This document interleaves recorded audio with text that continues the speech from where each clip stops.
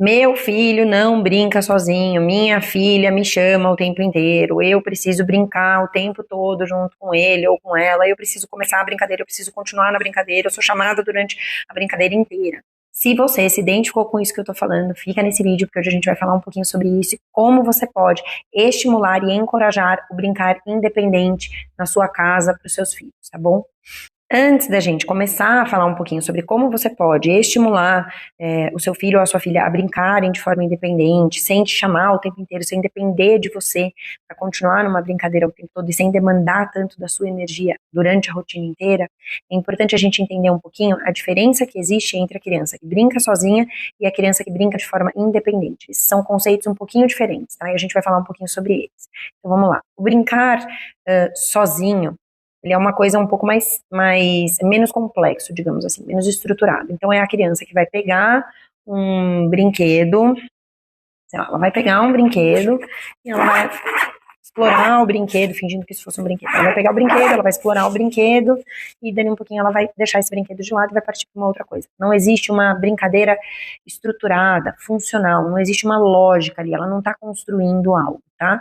No brincar independente já acontece de uma forma um pouco diferente. Por exemplo, você está resolvendo alguma coisa no quarto, como muitas vezes acontece aqui em casa, eu viro para os meus filhos e falo assim, eu vou guardar aqui algumas coisas no quarto deles, e aí enquanto eu estou guardando algumas coisas no quarto deles e eles estão ali comigo, eu baixo algumas das caixas de brinquedos deles que ficam ali no quarto, falo para eles brincarem. E aí, nesse caso, quando a criança já tem as habilidades necessárias para fazer o brincar independente e ela também já está acostumada, familiarizada com essa forma de brincar, ela vai brincar de um jeito um pouquinho mais elaborado. Então, o brincar sozinho, ele é aqui, bem simples. O brincar independente, ele está em torno do brincar sozinho e ele tem camadas mais complexas. Então, o que acontece? A criança acha um brinquedo, aí ela pega aquele brinquedo, aí ela cria uma história com aquele personagem que ela encontrou, aí ela pega o carrinho, aí ela coloca o carrinho dela, imagina que o carrinho foi para tal lugar, daí ela já junta com, no caso aqui na minha casa, né? Junta com o irmão, os dois criando uma história juntos, e aí eles já pensam, poxa, então vamos fazer o seguinte, já que o seu tá no carrinho, vamos construir aqui uma ponte com, sei lá, com essa caixa, e aí eles passam de carro nessa ponte. Existe uma construção, existe uma brincadeira, existe uma narrativa, tá? Existe uma função. Ou então, por exemplo, a gente tá lá embaixo na hora do jantar e eu falo, poxa, vamos brincar de Lego aqui enquanto eu termino de preparar o jantar. E aí a gente puxa as cestas que ficam ali, tem um armário do lado da minha mesa, que tem as cestinhas com os blocos de Lego, e a gente põe na mesa. E aí eles começam a construir algo. Eles pegam as peças e você percebe que é intencional. Então, eles estão ali montando, daí de repente eles falam, quero a peça tal, e eles vão no armarinho, procuram na caixa daquela cor, a peça que eles lembram que tem, porque eles querem que a peça seja a peça que vai montar a estrutura que abre e fecha e tal, e nananã. E assim vai. O brincar independente, ele é um pouco mais elaborado, ele é mais construído, ele é mais complexo, digamos assim, tá bom?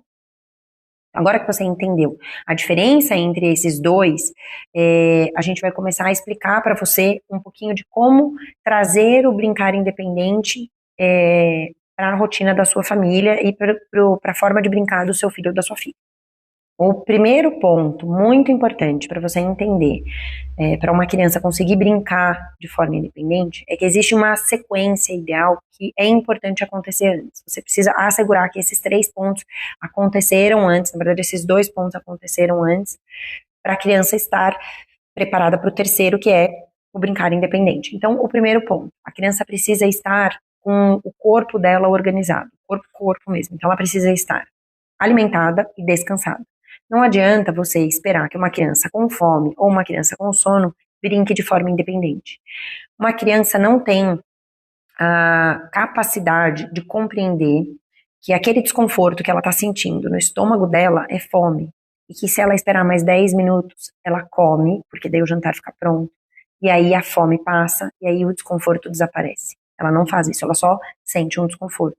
E aí ela vai manifestar aquele desconforto em reclamação, em pedidos, em pedindo sua atenção e principalmente não conseguindo se concentrar em uma brincadeira independente. Não tem como uma criança com fome conseguir isolar na cabeça dela, estou com fome, mas vou brincar aqui um pouquinho, porque a minha mãe está ali terminando de preparar o meu jantar e tal, então vou ser compreensiva, vou segurar aqui um pouquinho, né, e vou brincar, vou construir e tal, e daí daqui a pouco eu como e tá tudo ótimo. Não, a criança não vai fazer isso. Então, se você espera que a sua criança consiga fazer isso, você muito provavelmente vai se frustrar. Então, é importante que você encoraje esses momentos de brincadeira independente e, na verdade, até cria a expectativa de que eles aconteçam com sucesso em momentos em que a sua criança está descansada e alimentada. Existe um outro fator, que é esse segundo fator que precisa estar garantido para que a criança brinque de forma independente, que é o da necessidade de vínculo atendida, de conexão. A sua criança, ela tem necessidade da sua presença, de se sentir conectada com você. A pessoa que é o apego seguro dela precisa, digamos assim, encher várias vezes no dia o reservatório dela de segurança, de se sentir conectada. Então, vamos fingir que, por exemplo, essa xícara aqui é o reservatório, a caixinha da sua criança que precisa ser preenchido com conexão, com presença da pessoa que é o apego seguro dela. Então, se você é essa pessoa nesse caso, você precisa ter momentos no dia em que você vai sentar com a sua criança e você vai dar atenção para ela, você vai se mostrar presente, você vai se conectar com ela. O que acontece? Se a criança não tem isso preenchido, ela não consegue se sentir segura para ficar sozinha e brincar de forma independente. Então não adianta, por exemplo, você criar a expectativa de que você trabalhou fora o dia todo. Você ficou fora o dia todo e você chegou 7 horas da noite e aí a sua criança está com muitas saudades de você, porque vocês não ficaram juntos. Você, inclusive, nesse dia teve que sair mais cedo e você saiu antes dela acordar. E ela não te viu, então ela está sem te ver desde ontem à noite. Ela está extremamente insegura e o reservatório dela, da sensação de conexão, né, da conexão com você, do vínculo, está vazio, porque ela não teve a sua presença durante o dia. Aí você chega cansado e você quer ir tomar o seu banho, relaxar para conseguir fazer depois, mais organizado, o seu momento de conexão com ela. Só que a sua criança não vai saber esperar isso. Ela está desesperada pela sua atenção. O que ela vai querer? Ela vai grudar em você. Ela vai querer a sua atenção de todo jeito. Daí, nessa hora, às vezes, você vai tentar empurrar um brinquedo, ou tentar empurrar alguma coisa. Ai, brinca aqui rapidinho enquanto eu faço isso, isso, isso. A criança não vai conseguir sustentar uma brincadeira independente nesse momento. Porque a prioridade, nesta fase da vida dela, é ter essa segurança que vem do apego com você, da conexão com você. E aí, o que você tem que fazer, então? Você vai ter que dar um passo além, porque você é o adulto, você tem condições de se autorregular melhor do que a criança para conseguir fazer isso, ainda que você esteja cansado, e dar um pouco de atenção para a criança. E aí, uma vez que você dá atenção para a criança e esse reservatório dela enche, ela consegue ir brincar de forma independente, você consegue ter um tempinho livre ali para você fazer também alguma coisa, e se organizar, e se regular, enfim, dar uma descomprimida para continuar no restante do dia. Então é importante você ter em mente essa sequência, essa ordem, tá? Porque essa ordem respeita o que o cérebro do seu filho e da sua filha precisa. Então pensa sempre na regulação fisiológica, no vínculo emocional e aí sim a liberdade para brincar com segurança. E aí aqui vai um ponto muito importante, isso daqui é muito importante. Muita gente espera que a criança sente e brinque sozinha por meia hora. Mas isso não é compatível com o tempo de foco de crianças, né, pequenas. Então, por exemplo, uma criança de 1 a 2 anos, ela vai brincar 5 minutos de uma mesma brincadeira. Aí uma criança de, sei lá, 2 a 3 anos, ela vai brincar até 10 minutos. Aí, quando ela completa mais um ano, ela consegue chegar até uns 15 minutos. Aí, quando ela está entre 4 e 5 anos, até uns 20 minutos. E aí, depois, ela consegue chegar a uns 30 minutos, se a gente estiver falando de condições certas, favoráveis, quantidade ideal de estímulos e etc. Então, esses tempos, eles crescem conforme a criança vai ficando mais velha e vai praticando, mas também crescem conforme a rotina é previsível e conforme o ambiente está preparado.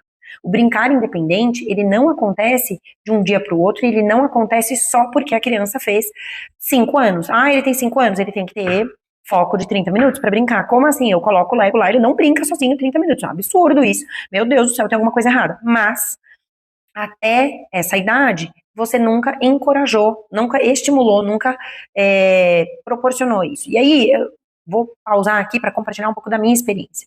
Eu errei durante muitos anos nesse processo. Eu acreditava muito que o brincar precisava ser direcionado. Eu me cobrava de ser um agente muito ativo nas brincadeiras dos meus filhos.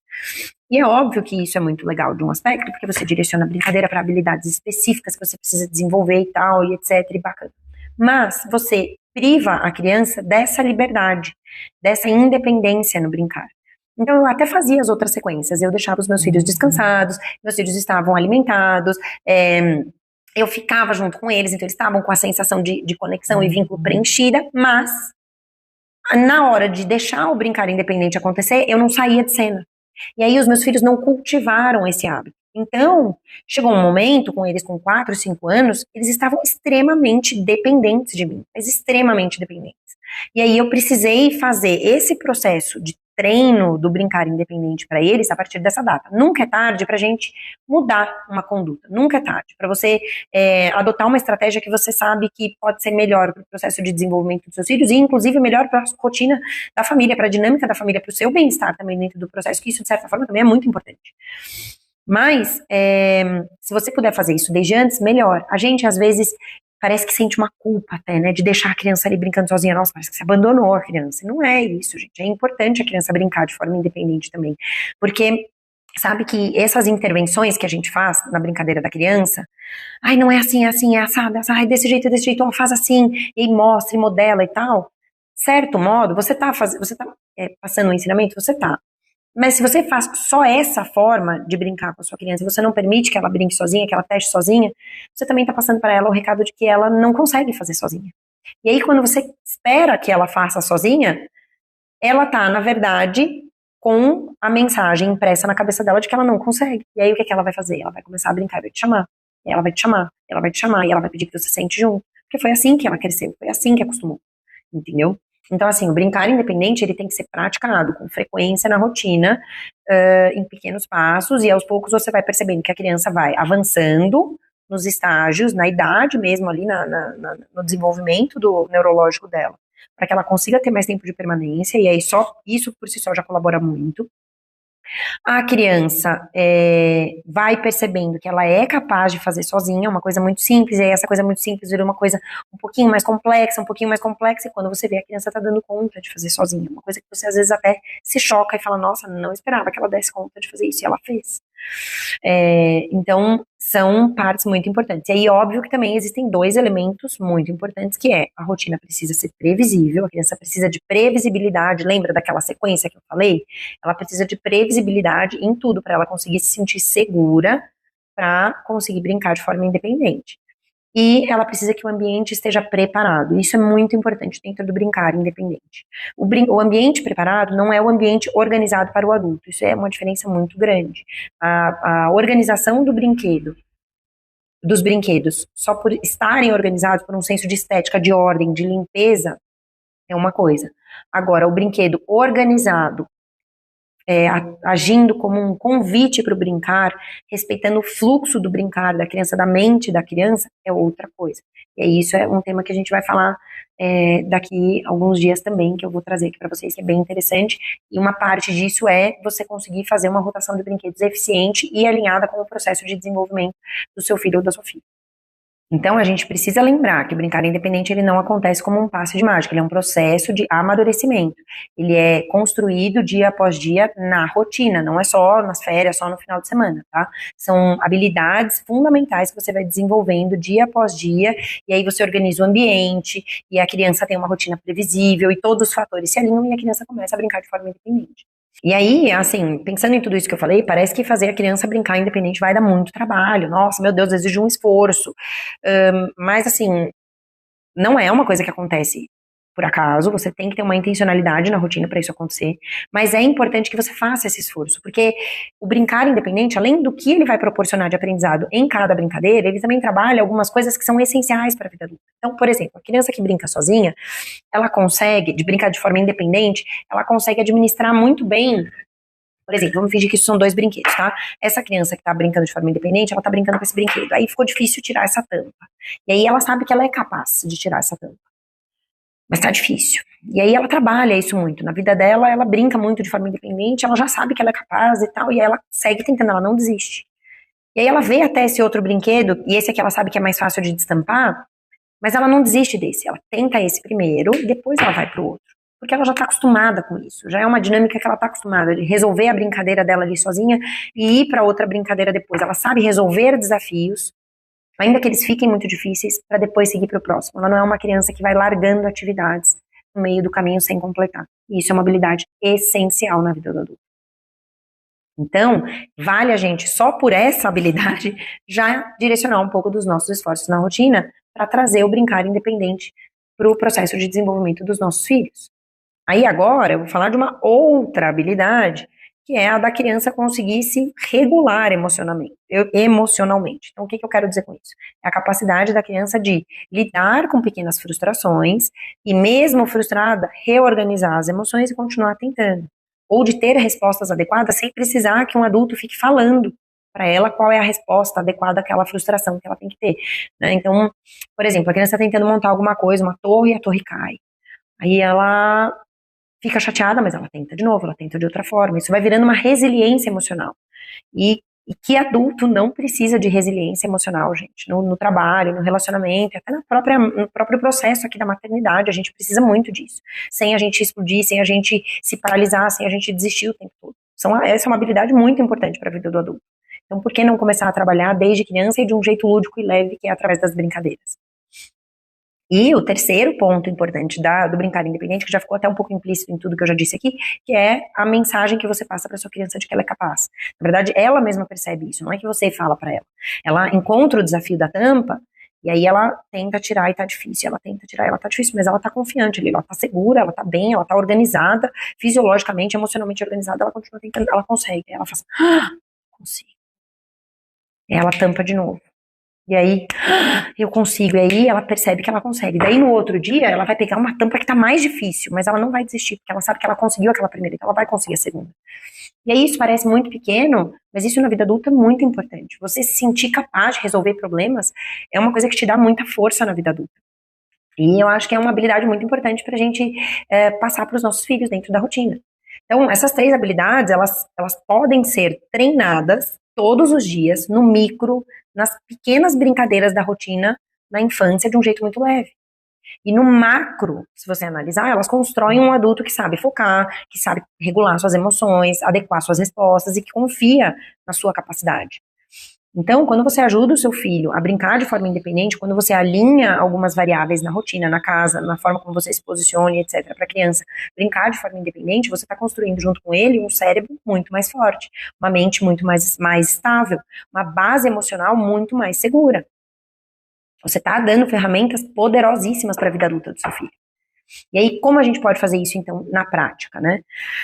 O ideal é que você crie um momento previsível do dia. Então, por exemplo,